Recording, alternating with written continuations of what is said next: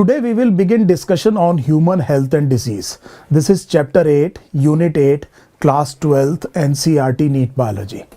And we will begin with discussion on common diseases in humans, and we will be looking at some of the diseases mentioned in the part 1. This is the part 1 video on common diseases in humans. Now, please remember two things. One, as always, it will be very important to know that what is the number of the questions that can come from this chapter in NEET entrance exam. The answer is probably 4.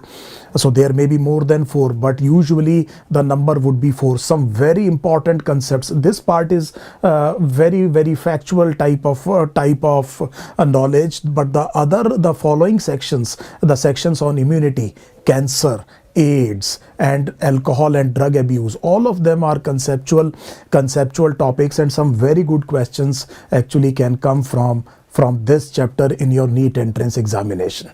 Now, the second thing that I want to tell you is that please try to limit yourself to the NCERT textbook, because there is a danger here. There are innumerable number of diseases that can actually infect mankind, and there is always a temptation to learn everything. And please remember that, because the NEET entrance exam almost exclusively is based on your NCERT, so we will try to limit ourselves to NCERT. In doing so, we will actually look at the important aspects of the diseases even if they find a mention in your NCERT.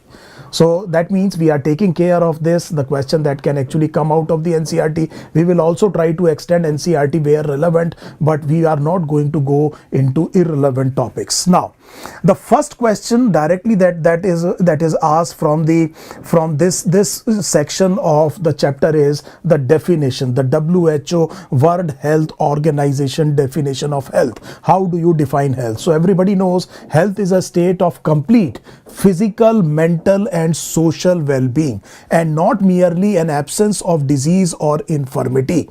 So we are looking at the various dimensions of health. This is a very simple question. So we are looking at physical, mental, and social well-being. So it is a holistic concept. It is not limited only to the physical well-being. So it is physical, mental, and social well-being, and not merely an absence of disease or infirmity. So a person who has suffered from an infection, has been treated of the infection, but is infirm for few days because is not able to is not having the capability of working to his or her full potential, that would be infirmity, even though the person is not diseased. So this is a very positive definition that has been given by WHO. This may be the question number 1. The second thing NCERT says about is that the diseases can actually be broadly classified into 2 categories. One would be what are called as infectious diseases, the other would be non-infectious diseases. Infectious diseases can be transmitted from an infected person to a normal person through some agency or through direct contact. So please try to remember this, infectious diseases. So infectious diseases can be transmitted from a person who is suffering from the infection and to a normal person, and this transmission may require some agency or they may be direct contact as well.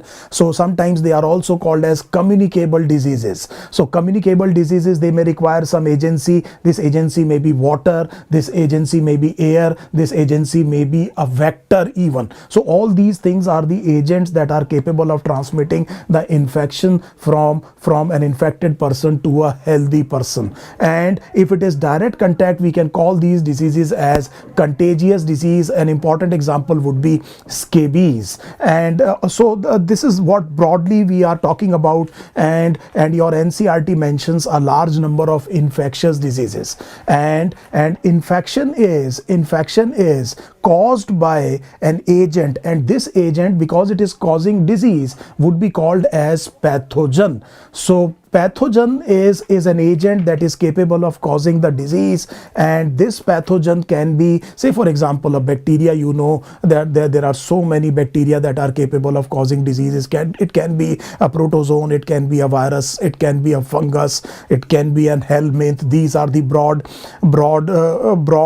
agents that are capable capable of causing diseases that are mentioned in your NCERT. Now, what is important to understand is that the study of prevalence, where the disease is found, incidence, what is the number of cases in a unit time, this would be called as incidence. So prevalence, incidence, prevention, all these aspects, when you study the epidemiology of the disease. So this is an important term. This is called as epidemiology of the disease. And when we talk of infectious diseases, we think of an epidemiological triad. So we say that disease happens when there is an interaction between three important aspects that are capable of causing disease. One would be obviously the agent. We are talking about the pathogen. That there has to be a pathogen, there has to be a disease causing agent, then there must be a susceptible host. Now what we are saying here is susceptible host means that the pathogen must have capability of infecting this host. Only then this host would be called as a susceptible host. For example, HIV. So HIV will be able to infect human beings. It is not going to infect, say for example, dogs and cats. So they are not susceptible. So we are susceptible for getting HIV infection, and obviously it will require a particular environment. And when the three things they are present together, then the disease actually happens. So this is what is called as epidemiological triad. This environment can be both external as well as internal environment. We know that all the parasites, especially the endoparasites, are highly adapted. They have huge amount of adaptations to live inside the host body. Obviously they will have to find a way to evade the immune response of the host, and somehow they must be able to enter the body, and after entering they must be able to grow, reproduce or multiply, or both. So this thing, the entry of the pathogen, then the growth of the pathogen, or its multiplication, or both growth and multiplication together, this thing is what is called as an infection. Now please remember this: when an infection happens, then there are the disease you will be able to recognize disease by certain signs and symptoms. So symptoms are what the patient tells to the doctor, and signs are what the physician elicits. Say for example, a person says I am having headache. So headache would be a symptom, and the doctor checks the blood pressure, and the blood pressure is high. That would be a sign. So this high blood pressure can be the cause of the headache this person is having. So what we are saying is that when there is an entry of the pathogen, and then there is the first symptom of a disease that appears, so that you are able to identify that this infection is present in this function, this period is called as an incubation period. This period is called as an incubation period. The pathogen, mind you, is present in the body but is not causing any symptom. So this is a very, very dangerous period in the disease epidemiology, because the pathogen is present but the symptoms are not there. Many of the cases may actually be asymptomatic. So because of the immune response, it may happen many times that the pathogen may be present in the body but the person doesn't show any symptom. The danger is that if it is a communicable disease, say for example it spreads by droplet, then what is going to happen is that this person is actually may actually spread the disease to other people who are present along with him. So this is a very important concept, incubation period. So you must be aware in the corona pandemic that what exactly is the incubation period for the COVID-19 disease, and you know this is that period. This is the incubation period for which normally the quarantine measures are applied. So we know that if somebody is hypothetically infected, and if we isolate this person for the incubation period, at least for the duration which is the longest incubation period known for the particular disease, then the symptoms must appear. So we apply quarantine with understanding the incubation period, obviously the longest incubation period possible for a particular disease.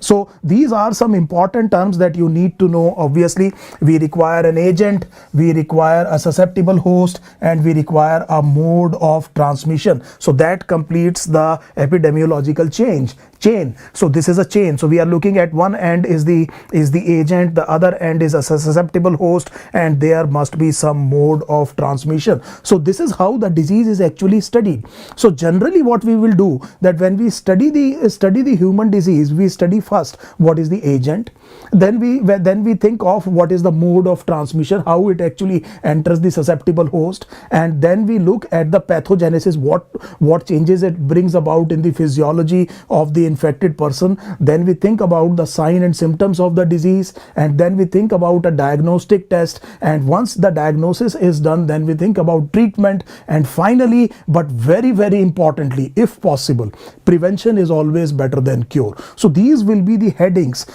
in which I will be trying to describe most of the diseases that are given in your NCERT wherever required. So moving on, let us look at the list of diseases, and we will try to cover some of the diseases in this video. So I have made a list of the disease which are mentioned in your NCERT. Some of them are explained, some of them find only a mention, but we will look at all of them. So the first is typhoid. So this is a very, very simple question can be asked here. Obviously, if you are looking at typhoid, so the first thing, again, as I told you, this will be our method. We will look at what is the agent. So the agent is a bacterium, and this bacterium, you know, is Salmonella typhi. So this is the first question. As you can see, I have reduced the topic into various subtopics so that we are able to understand what questions can actually come. So they can ask you agent. The second would be, how is it transmitted? Mode of transmission. So mode of transmission is fecal oral. So I have discussed in detail in the main video about what are the modes of transmission, because we are in the final revision. I know that you are aware of these terms, fecal oral route. Now fecal oral route is contamination of drinking water with the sewage water, and therefore the disease can be transmitted by consuming contaminated water and food and vegetables. So this is how the person gets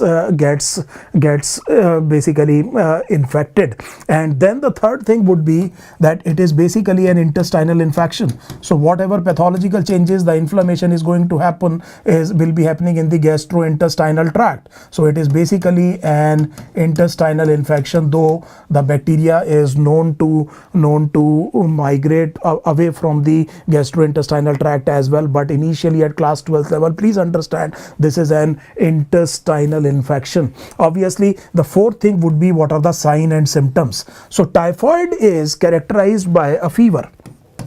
So there is fever, and this fever classically is a step ladder fever. Now, which means that the person may have 100° Fahrenheit for 1 or 2 days, then it rises to 101, then stabilizes, then goes to 102, then stabilizes. This type of fever is called as a step ladder fever because of the over the counter availability of paracetamol. You are not going to see this classical picture in general population, but this is how the fever has been described. So there is fever and there is a rash. So the body has a reddish rash. It is covered by a rash. So this is a typical picture of typhoid. Obviously the person may have pronounced headache, and because it is an intestinal infection, pain abdomen may be a feature. Obviously the person can have loose motions, which is called as diarrhea, and in some cases actually may have constipation. Some cases may have constipation. So you are looking at a spectrum of symptoms that may be present here. Now there is a problem with typhoid. The typhoid is known to have some complications. So this complication would be that if it is not treated well, or there is a reinfection of the typhoid, again not adequately treated, or the person is not having an adequate amount of immunity, it can actually lead to intestinal perforation. So it can lead to actually intestinal perforation, and in intestinal perforation it will lead to inflammation of peritoneum, which is called as peritonitis, and this is a surgical emergency. This is a life-threatening surgical emergency. See, there are two terms. One is the presence of bacteria in blood. This would be called as bacteremia. So listen to it again. The simple presence of bacteria in blood would be called as bacteremia, and if the bacteria has released toxins and there are some symptoms of shock because of decreased blood pressure due to vasodilation, say for example, and the organs are getting damaged, this is what is called as shock, then this thing is actually called as septicemia. So there is a term which is called as bacteremia, there is a term which is called as septicemia, and these again can happen in cases of untreated typhoid. So this is what we are looking at, the clinical picture. And after the clinical picture, obviously you will be asking me, sir, how do you diagnose it? So we diagnose it. So the fifth point would be, so let me just put this thing to a side, and these are the possible questions on typhoid fever. Then we are looking at the diagnostic test. So the diagnosis is, this is diagnosis, this is the sign for writing diagnosis. The diagnostic test is by Vidal test. Now let me tell you something. In the Vidal test, you actually check some particular antigens that are attributed to the Salmonella typhi, and this test is actually is useful when it is done in the second week of infection. So early diagnosis of typhoid is not possible with the Vidal test. Vidal is a classical test, but the problem is that it will take some time. So this is actually, it's a very, very important question. They directly ask you that Vidal test is done for the diagnosis of. The answer is typhoid. But just to give you some interesting information, this would be positive, say in second week of infection. If you want to diagnose it early, so we already know from biotechnology we can do actually ELISA. So we can do ELISA. ELISA can give, again, I have discussed this thing in biotechnology, IgM class of antibodies for primary infection and IgG class of antibodies. This is the response of the body to the infection. This can be done pretty early. So there is a test which is called as Typhoid, and obviously typhoid is also characterized by decrease in WBC count and increase in lymphocytes percentage as well. So all these things will point towards the typhoid. Now once you diagnose, there would be obviously treatment. So treatment, this would be the sign that we will be using. So treatment would be obviously antimicrobials, antibiotics. So antibiotics, this is the treatment, standard treatment. Obviously this is a bacterial infection. What antibiotics, we will learn about this in medical college. Now the problem is that because this treatment may be up to 14 days or maybe in some cases more than 14 days, compliance is an issue. So people do not complete the course of the antibiotic, and therefore what happens is that there is frequently not complete eradication of the bacteria. The person may become asymptomatic and sometimes may actually land up in what is called as a carrier state, and carrier state is common in Salmonella typhi, in otherwise people as well, not only in completely treated people, but some people may actually carry the bacteria without showing any sign and symptom. So these are called as carriers, and these carriers, if they are not taking care of personal hygiene, can spread the disease to other people. And here comes the other important question that is mentioned in your NCRT. It talks about a cook. The name of the cook is Mary Mellon, and she infected many people because she was cook by profession, and she has been infamously called as Typhoid Mary. So I hope these are the questions that are possible. Obviously the prevention will be personal hygiene, and the sanitation, the water sanitation part, that would be the mainstay of preventing typhoid fever.